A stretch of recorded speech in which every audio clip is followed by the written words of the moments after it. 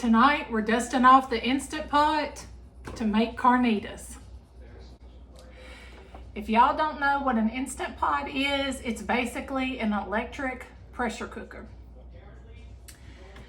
A couple of years ago, maybe around the time, the pandemic happened, could have been before that, this was the hottest thing. Now it's air fryers, but you can make this in a slow cooker. It takes all day. You can cook it in the oven. It will take you several hours.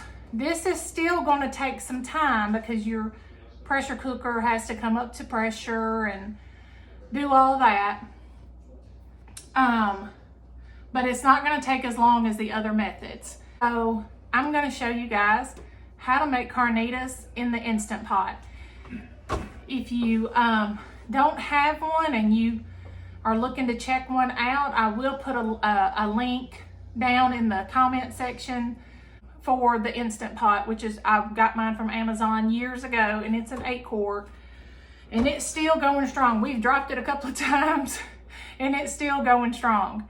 So I'm not going to go over, normally I go over the ingredients list. I'm not going to do that today because I forget something every time. But a reminder that I will have all the ingredients and the instructions typed out in the description of the video, so for easy reference for you guys, so y'all don't have to play through the video to get all your ingredients list. So you can refer to that to check your ingredients list. First, you will need a pork butt, a pork roast. This is a pork shoulder butt roast. I didn't really want one this big, but this was all the size that my store had. So this one is about 8 pounds. So that is a whole lot of meat, and we're not going to use all that tonight. But the good thing about this recipe is this will make a perfect meal prep recipe. I'm going to make carnitas with my meat tonight. And then during the week, I'm going to make other dishes with it. And then I'm going to have some left over that I'm going to freeze to use, in a month or two in some soup or chili, or if we want some pork nachos one night. But I'll have that in the freezer already cooked, and that'll be a good thing to have on hand. So this is a good kind of meal prep meal kind of thing where you can cook once and eat a lot of times off of it. So you will need a pork butt roast, probably at least 4 pounds. Like I said, mine's 8, so I may have to adjust my seasonings a little bit because mine is so big. So what we're fixing to do right now is get this cut up into smaller pieces. We're gonna get the Instant Pot heated up, put it on saute and let it get hot, and then I'm going to cut this up into smaller chunks so that it cooks faster, and then we're going to put some salt and pepper on those pieces, and then we're going to get ready to brown them in the Instant Pot. And then once I get all this cut up and seasoned, I will check back with y'all and show you how we do that. I wanted to show y'all too that this is how it looks out of the package, and on the back side there's this big fat cap on it. I like to cut a lot of that off. You have a lot of marbling of fat all through the whole piece of meat, so you're going to get plenty of flavor. I just don't like all that in my juice, and we're going to use our juice, so I'm going to cut a lot of that off. So I just wanted to show y'all that real quick.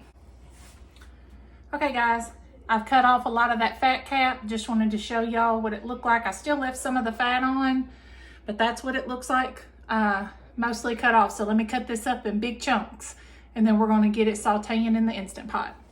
Okay guys, got my Instant Pot hot. It normally will say hot on your screen, but I'm impatient and I'm not going to wait for mine to say, oh, there it went. It says hot now. Y'all can see that, probably not, but it says hot. So I have seasoned these with salt and pepper, and now I'm just going to start laying them with that seasoning side down. in here, and you're gonna have to do this in batches.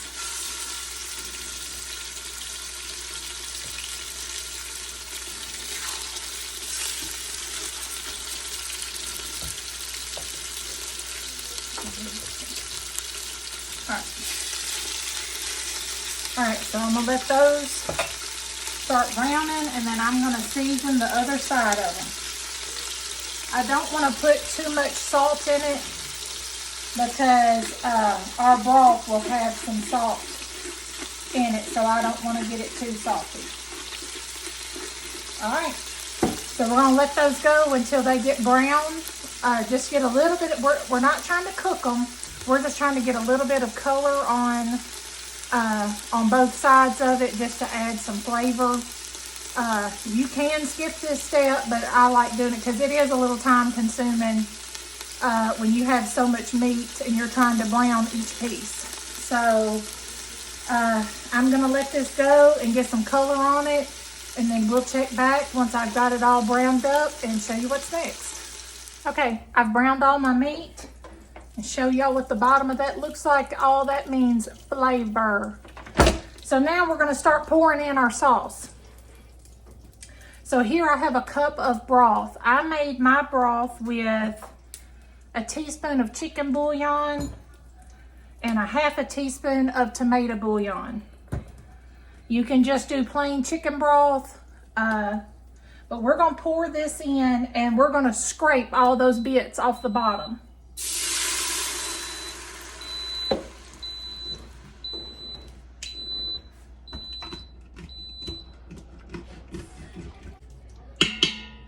All right, 2 reasons why you want to make sure you do that. Number 1, to get the flavor. Number 2, if you leave burnt stuff stuck to the bottom, you will get a burn notice on your Instant Pot. So we've got that. So now let's start adding the rest of our ingredients. Half a cup of orange juice. And an extra little splash for good measure. Now we're gonna add the juice of 2 limes.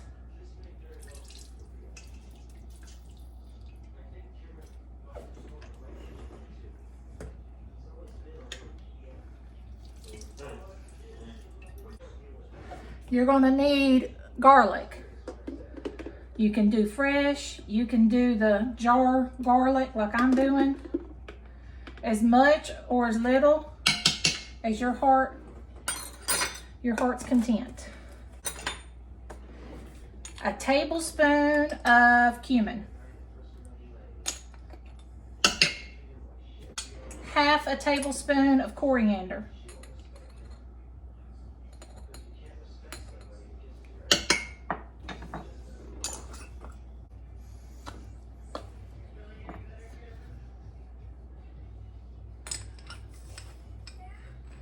You will need a tablespoon of oregano, dried oregano. I did a little bit more since I have a lot of meat. You're gonna need some cilantro, and you can just, as much or as little as y'all want.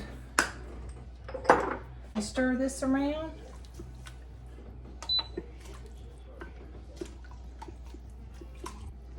I like to add some of this Kinder's woodfire garlic just to add a little smokiness to it. Now I'm gonna add a chopped onion.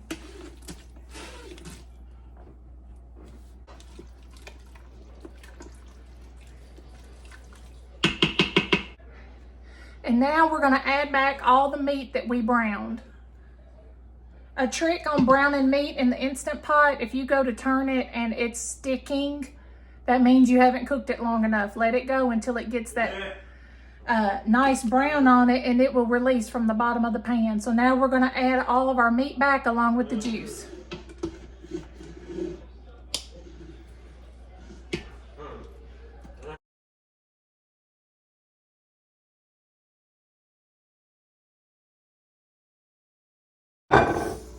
And I'm gonna toss it around a little bit.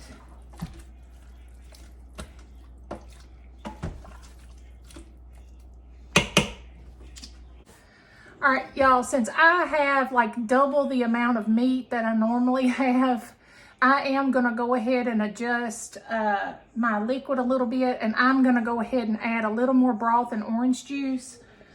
If you have, 4 or 5 pounds of meat, you're fine doing the other ingredients, but I'm adding a little bit more because I had double the amount of meat. Okay. Whoa. So that's it, guys. So we're gonna put our lid on. We're gonna put it to seal and turn it off of saute. And then we're gonna do manual, and we're gonna do it for 50 minutes. 50 minutes.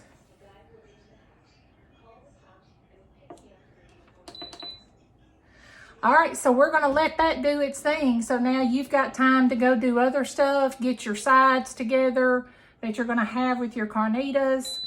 I'm gonna get this mess cleaned up. And then it will take it some time to get up to pressure. And then it will cook under pressure for 50 minutes, and then you wanna let it naturally release. So that will take another 20 minutes or so after that. So once that gets done, I will check back with y'all. Okay, guys, I took this meat out of my Instant Pot. I did not let it do a full natural release. What I did was let it go 20 to 25 minutes on a natural release, and then I went ahead and opened the seal, the valve, and let the rest of the pressure off.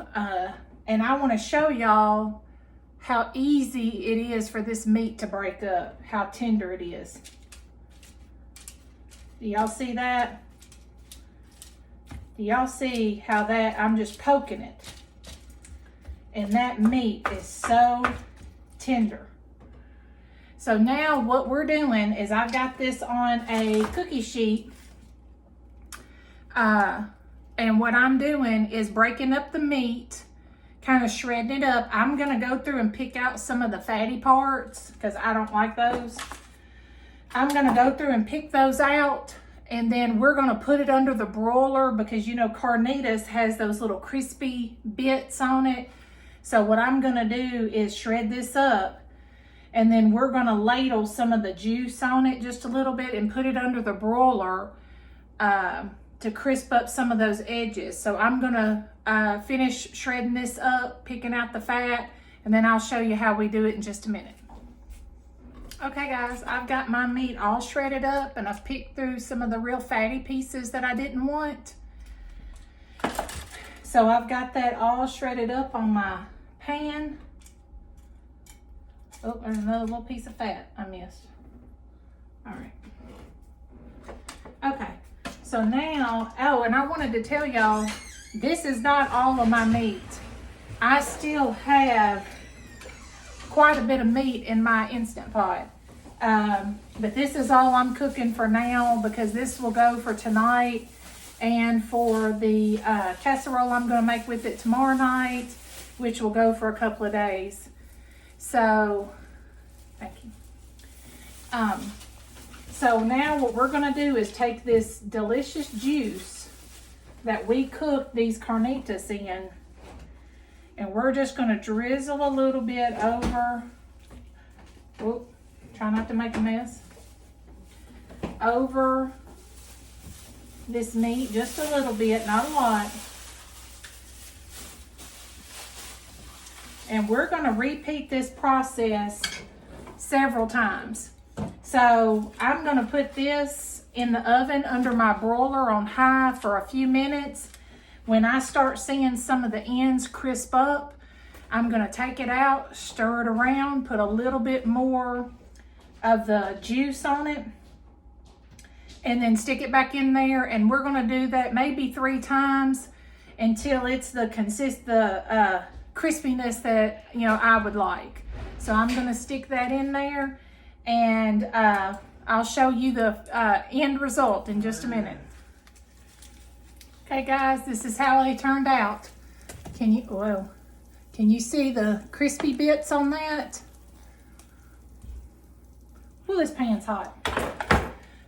That's right out of the oven. But I put a lot of juice on mine the first time, so I didn't put any more juice. I just kind of mix it around. If it started looking a little dry, you can put a little more juice on it. But I did sprinkle just because we like the smoky flavor, the Kinder's woodfire garlic. Just sprinkle just a little bit on there just because we like the smoky flavor. Okay guys, well that's it. I'm fixing to fix up our carnita tacos, and then I'll show you how we serve it, and we'll do the taste test. Hey guys. All right, we are here to do our taste test of our carnitas. So Aaron, my son Aaron, is going to help us do the taste test. I know, y'all, this was a lot of ingredients and kind of seemed like a lot of work, especially compared to some of my other recipes. But the reward are these delicious looking carnitas. Y'all, this looks so good. And we have tons of meat left.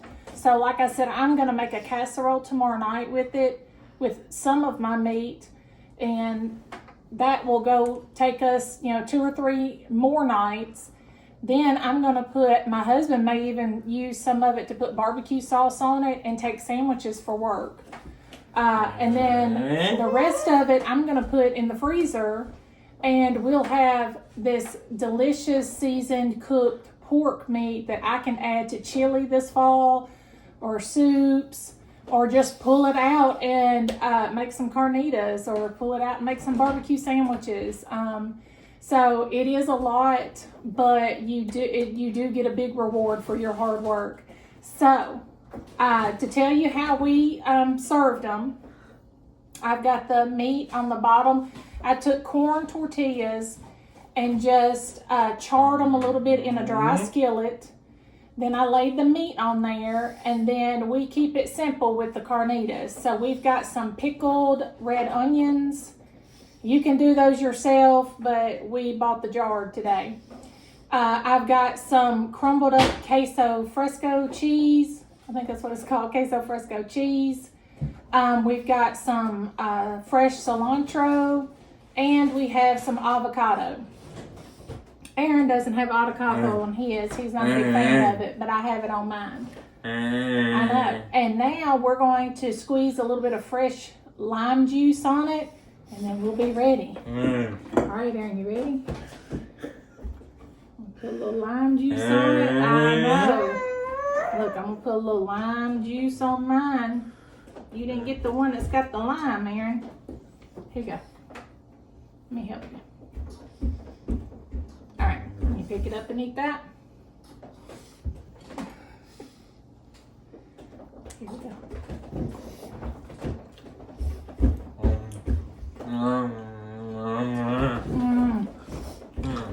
Oh, that is so good.